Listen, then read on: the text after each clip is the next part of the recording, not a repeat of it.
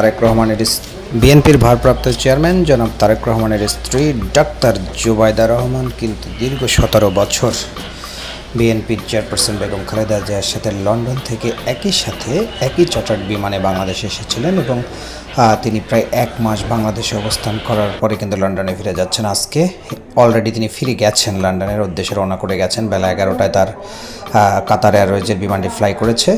হঠাৎ করে কেন তিনি তাড়াহুড়ো করে চলে গেলেন সেই বিষয়ে কোনো আনুষ্ঠানিক বক্তব্য পাওয়া যায়নি।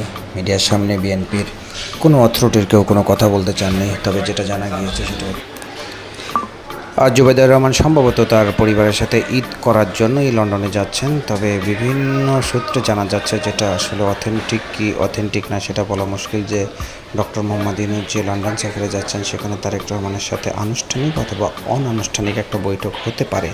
সেই কারণেই কি জুবাইদা রহমান আগে চলে গেলেন কি না, সেটাও একটা বিষয় রয়েছে। তবে যেহেতু আজকে জিয়াউর রহমানের পরিবার বা বিএনপির যে মিডিয়া সেল রয়েছে কেউ মূলত এই বিষয়ে ইনফরমেশন শেয়ার করতে খুব একটা আগ্রহ ছিল না, তখন বোঝা যাচ্ছিল যে ওনারা হয়তো বা মিডিয়া কাভারেজটা চাচ্ছেন না। কেন কী কারণে সেটা হয়তো কনফিডেন্সিয়াল।